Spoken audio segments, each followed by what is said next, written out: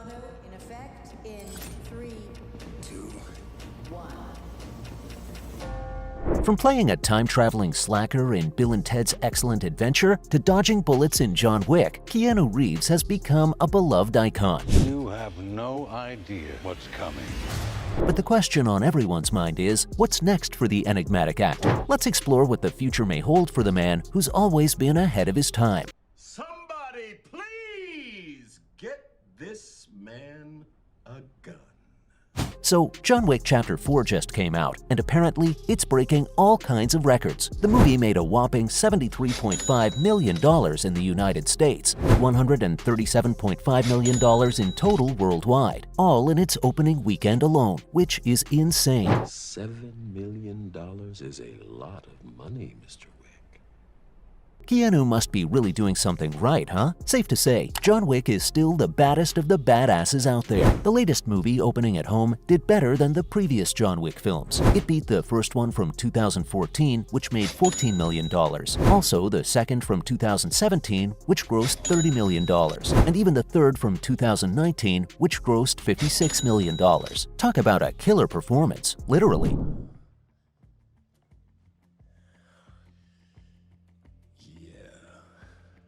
And while it secured the bag pretty effortlessly, it did something else as well. It's paved the way for John Wick Chapter 5. Initially, the producers had plans to shoot the 5th installment right after the 4th, but it was held up for various reasons. So, right before John Wick Chapter 4 was set to hit theaters, Keanu and director Chad Stahelski were asked about the possibility of a 5th installment. And you know what they said? They were like, "We're done for now, man. John Wick needs a nap." I mean, I don't blame them. That guy's been through a lot. But now, it looks like the success of the John Wick franchise has got people talking about yet another movie, and it seems like Reeves might be coming back as the acclaimed hitman sooner than we thought. But don't get too excited just yet. You're going to die.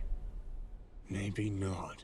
There's no official word on when filming will start or when the release date will be. What we do know is that John Wick bites the dust at the end of the 4th installment. But don't worry, a potential 5th movie has already been teased in the post-credit scene with Akira seeking revenge for her father's death at the hands of Caine. If they find you here, the table will kill my father.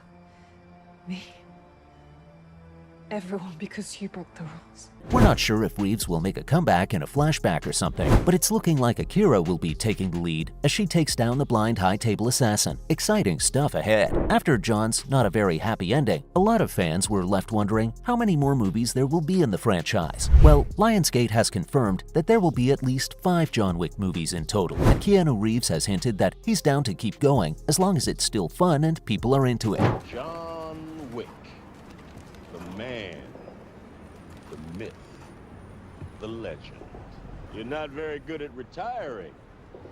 I'm working on it. So, it looks like Chapter 5 won't necessarily be the end of the main story. And get this, there are even spin-off shows in the works that could feature our favorite hitman. Okay, so speaking of John Wick spin-offs, there's one in particular that's been in the works for a while now called The Continental. It's actually the first spin-off that was announced way back in 2017. The show is all about the hotels owned by the High Table that John Wick operates in, like the one owned by Winston in New York. These hotels are safe havens for mercenaries under the High Table's jurisdiction, and they offer all kinds of services and entertainment. I have you for 2 nights? Depending on business, it may be more. Of course, sir. Plus, they're neutral ground where no one is allowed to start any trouble. It's a cool concept, but there's been some confusion about when the Continental will be set. Turns out that it's going to be a prequel set in the 1970s. The show will follow a younger Winston as he begins his career as a hotelier loyal to the High Table. Colin Woodell is set to play the junior version of Ian McShane's character, and he'll be joined by a talented cast including Michelle Prada, Ben Robson, Hubert Pointe-de-Jour, Jessica Alain, and young Kate. But there's been some controversy surrounding the show's casting of Mel Gibson in a main role. Given his history of racist rants, understandably, some people aren't thrilled about his involvement. Anyway, Stahelski spilled the tea that the Continental is going to give us some origin stories for a bunch of characters. And it's not just Winston getting the spotlight, honey. Keanu might make a cameo as well. And as always, it is a pleasure having you with us again, Mr. Wick. But with the different era the Continental is set in, it's hard to imagine how that would work out. We don't have a release date yet, but we do know that the first season will be 3 feature-length episodes airing on Starz. 2 of those will be directed by Aaron Hughes, the guy behind The Book of Eli, and we're still waiting on the announcement of who will direct the 3rd one, though according to some previous reports, Chad might be taking the reins of the pilot episode. And if you thought the Continental was the only spin-off Reeves will be making a cameo in, you're wrong. We've got another spin-off on our hands. The upcoming spin-off called Ballerina is going to be led by a female protagonist. Apparently, Lionsgate purchased a spec script for the project back in 2017, but things went quiet until John Wick Chapter 3 Parabellum introduced us to Angelica Houston's character, the director. You're owed nothing, Jardani. You know, when my pupils first come here, they wish for one thing: a life free of suffering.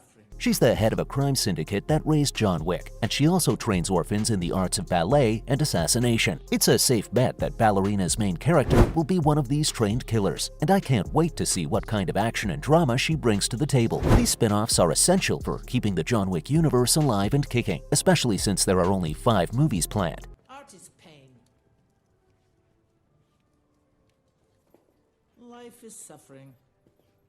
Len Wiseman, the director of Underworld and Live Free or Die Hard, is going to be directing Ballerina, and rumor has it that Ana de Armas might be playing the lead role after her impressive performance in No Time to Die. The character she's supposed to be playing is a badass assassin seeking revenge for her parents' murder, which supports the theory that she's one of the director's gang. It sounds like the spin-off is going to stay true to the tone and style established in the John Wick movies, which is great news for fans of the series.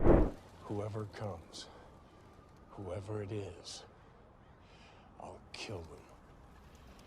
I'll kill them all. And get this, Angelica Houston might even reprise her role from John Wick Chapter 3 Parabellum. Since Ballerina takes place in the same time frame as John Wick, we might even get a cameo from Keanu himself.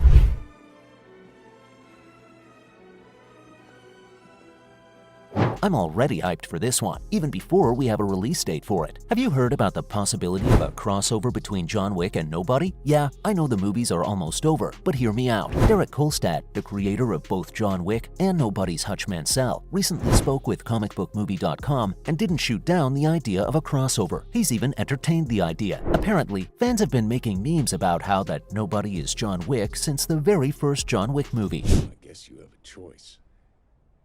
You want a war? Or do you want to just give me a gun?